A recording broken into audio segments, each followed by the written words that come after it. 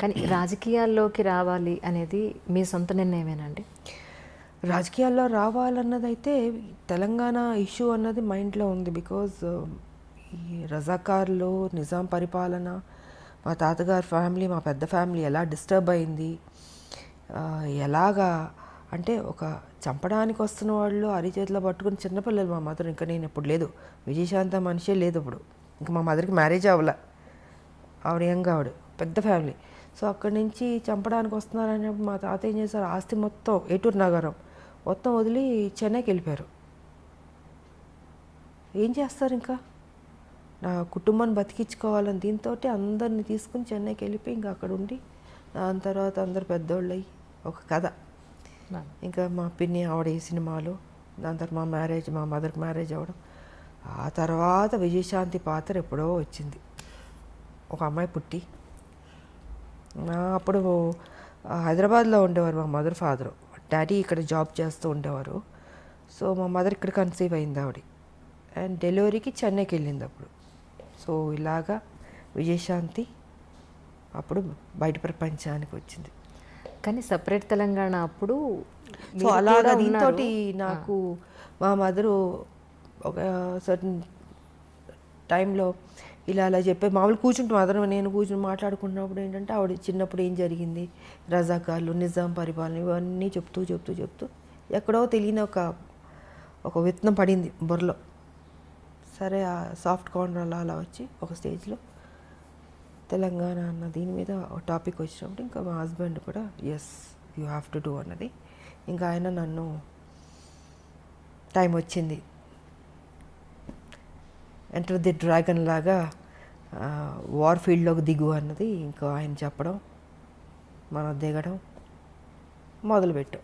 1998 జనవరి 26 బీజేపీలో చేరడం జరిగింది.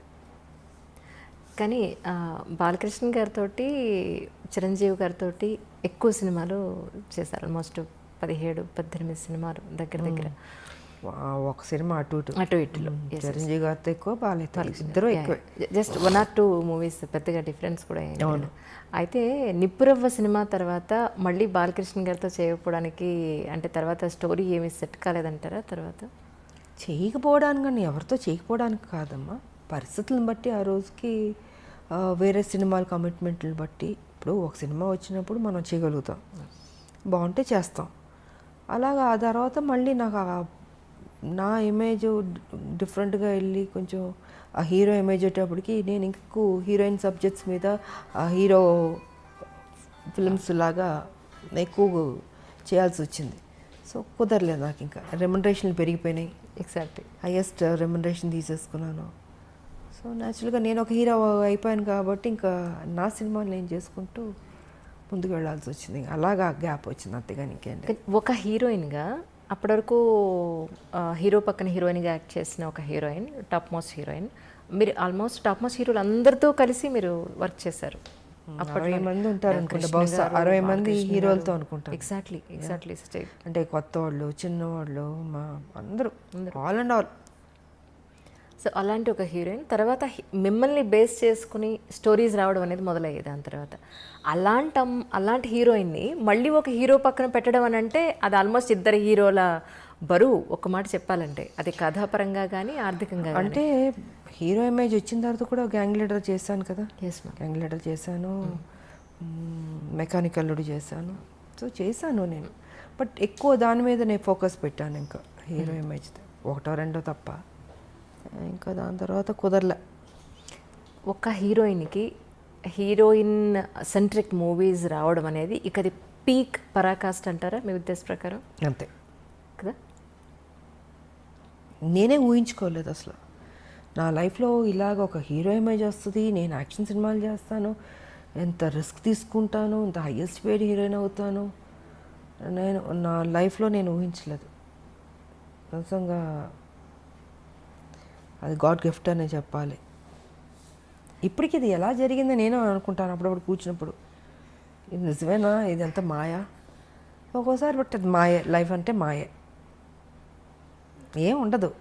ఉన్నంతసేపే నాది అది ఇది అనుకుంటాం. చనిపోయిన నెక్స్ట్ మూమెంట్ ఎప్పుడు బాడీ తీసేస్తారు అనుకుంటారు. సో ఏది తీసుకెళ్ళాం మనం, నిజం. ఒకటే ఒకటి తీసుకెళ్ళేది, ఒక మంచి పేరు ఒకటే తీసుకెళ్తాం.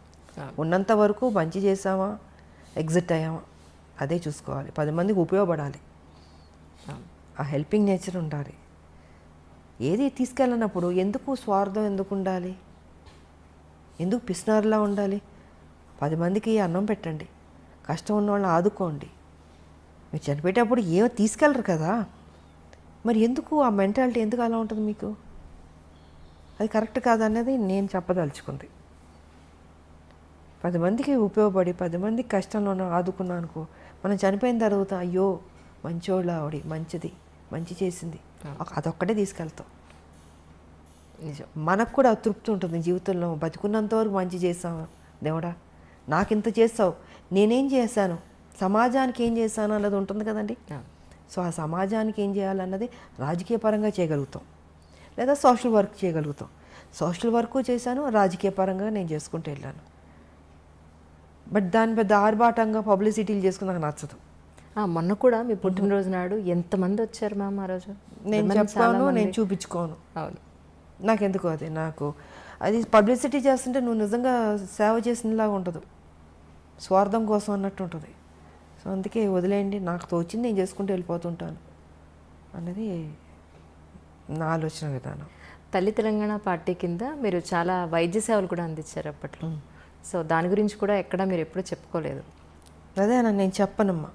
చదివించే వాళ్ళని చదివిస్తాం, ఇంకా ఆర్థిక పరంగా అందిస్తాం, ఇవి చాలా రకరకాలు ఉంటాయి, మళ్ళీ చెప్పుకోవడం ఎందుకు, వేస్ట్. సో నాకు తృప్తి, నా జీవితంలో ఇది ఒక మంచి చేస్తాను, ఒక చిన్న సాటిస్ఫాక్షన్. నాకు ఎవరికైనా ఏదైనా చేస్తే ఎందుకో తెలియదు, ఒక ఆనందం వస్తుంది. నాకు చేసుకోవడం కన్నా ఎదుటోళ్ళు చేస్తే సంతోషపడతాను నేను. సో నా లైఫ్ పద్ధతి అది. Hi, this is Isha Chavla. This is Manara Chopra. Hi, this is Kartikeya. నేను డైరెక్టర్ తేజ అని. Press the bell icon for more updates. For more such videos, please subscribe to iDream. For more videos, please subscribe to iDreams. For more videos, please subscribe to iDream. And you're watching iDream Media. Please like, share and subscribe to the channel. And don't forget to subscribe to iDream. Please subscribe iDream Media. Do subscribe to iDream. Subscribe to iDream Media. Do subscribe to iDream Media. Don't forget to subscribe. Click on the button below. Don't forget to subscribe to iDream.